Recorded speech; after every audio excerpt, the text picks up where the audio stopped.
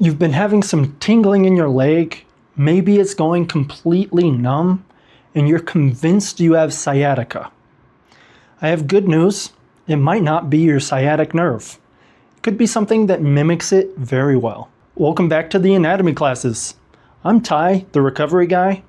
In this video series, I'm breaking down every muscle in the body, one by one.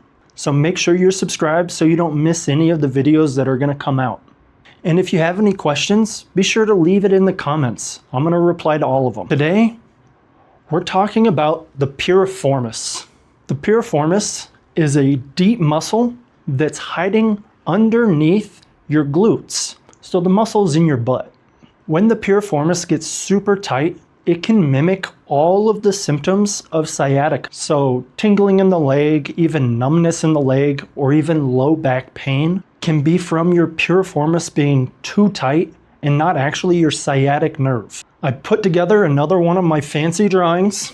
I have the legend again. So we're still black in bone, red as muscle, and blue as cartilage. I drew the pelvis and the femurs. This is a posterior view. So we're looking at the back of the skeleton. The piriformis connects from the sacrum to the outside of your hip bone. This is tucked underneath all of those butt muscles. So that's where it is on the drawing. Where it is on your body, it's going to connect from your sacrum right here, and it's going to come out and connect to the outside of your hip bone. For the origin, like I talked about, that's going to be the anterior sacrum. Anterior means the front side, so it's attaching on the front side of your sacrum. It also attaches to the greater sciatic notch. That is how it mimics sciatica. When it's pulling on that, it can refer to the sciatic nerve. It also originates from the anterior portion of the sacrotuberous ligament. In layman's terms, it's connecting to your sacrum, and because it's so close to that sciatic notch, that's how it's mimicking sciatica. For insertion, it's going to insert on the superior edge of the greater trochanter of the femur. That's a bony prominence on the outside of the femur. Innervation is L5, S1, and the sacral plexus. What are the actions of the piriformis? It helps with lateral rotation of the hip. So when your hip's coming out, your piriformis is helping there. The other action of the piriformis is abduction of the hip when it's flexed. So when we flex the hip and we need abduction, that's the piriformis pulling the hip down. So now you know where the piriformis originates, inserts, what's innervating it, and what it actually does. I want to give you a few stretches and tips to help relax that piriformis. So let's head over to the room. All the stretches for the piriformis are going to be done on the ground. This really shouldn't take you longer than 5 minutes start to end. We're going to start off with the pigeon pose. Getting into the pigeon position, super easy. We're going to shoot our legs back like we're going into a cobra pose, but I want you to tuck your knee up and across. Rotate your leg so it's slightly outside of your body. And then you're just going to lean back. As you drop down into it, that's going to provide the stretch into the piriformis. You should feel it pulling deep almost on the bottom side of your butt. We're going to hold this position for 15 to 20 seconds or 3 breath cycles. Holding this for 3 breaths.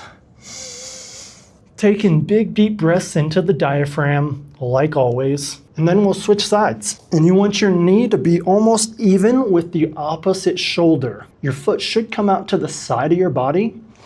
And then just lean back into it and feel that stretch in your piriformis. Again, 15 to 20 seconds or 3 breaths. So now that we've stretched the piriformis, I want to give it a little bit of activation. So we're going to do side leg raises. Going into your side laying position, you want your feet stacked on top of each other and your hips stacked on top of each other. And then we're going to just lift the leg up and go down. And we're going to do 10 repetitions on each side. This is going to help warm up that tissue that we just stretched and help your body recalibrate. So maybe if you have just been flexing, this will help it relax. You should feel it right into the side of your hip. Once you've done 10, let's switch sides. You're just gonna repeat the same thing on here because you wanna stay even on both sides. Keeping your hips and your legs stacked is going to be critical. If you come too far forward, you're activating the wrong muscle. And if you come too far back, you're not activating your piriformis at all. So directly stacked over is gonna help with the piriformis. We're doing 10 reps of this, and then we're gonna move on to the next stretch. All right, you might be feeling a little bit of a burn in your TFL, but this stretch is gonna help relax your TFL and stretch the piriformis. This is very similar to the pigeon pose. This one's called knee to chest crossbody stretch. Super cool name, yeah, I know, but that's what it's called. For this one, you're gonna lay flat on your back, and then you wanna bring your knee up and across, and trying to keep your shoulders flat on the ground. And we're gonna hold this again, 15, 20 seconds, or 3 breaths, big deep breaths into that diaphragm. And you don't wanna pull your knee over, you just wanna secure it and give it a bit of a stretch. Once you've done that, let's switch to the other side. So bringing in the knee up and across the body, so knee to chest, across the body stretch. And then just relax down into it. Again, we're not pulling with this hand, we're just securing it down and then relaxing so the hip can push back against the tension.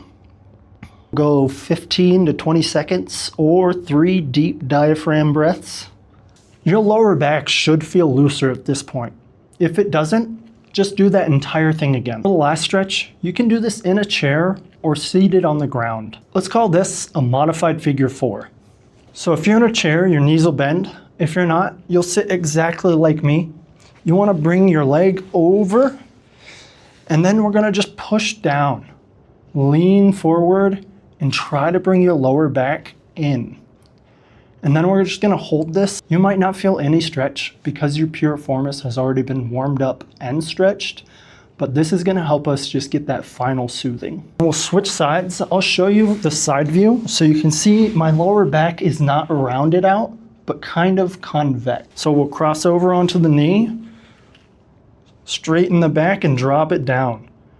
When you straighten the back, that's when you're gonna feel the stretch kick into high gear. Remember, the piriformis anchors from your sacrum to the outside of your hip. Hold for 15, 20 seconds again. Big, deep diaphragm breaths through the entire stretch. Your piriformis should feel like butter now. Maybe the tingling in your legs has subsided a little bit. Keep at this every night before you go to bed, and your symptoms should improve. If they don't, go see a massage therapist or a physical therapist. They can help you out. If you enjoyed the video, make sure to hit the like button. If you want to see more videos like this, make sure you're subscribed. I love putting out videos to help people get a deeper understanding on their bodies so they can take care of their bodies even better. Part of my philosophy is, if you don't understand it, you can't fix it. These videos help you understand it. So make sure you're subscribed. Share this with your friends if they've been having tingling in their feet, and have a great day.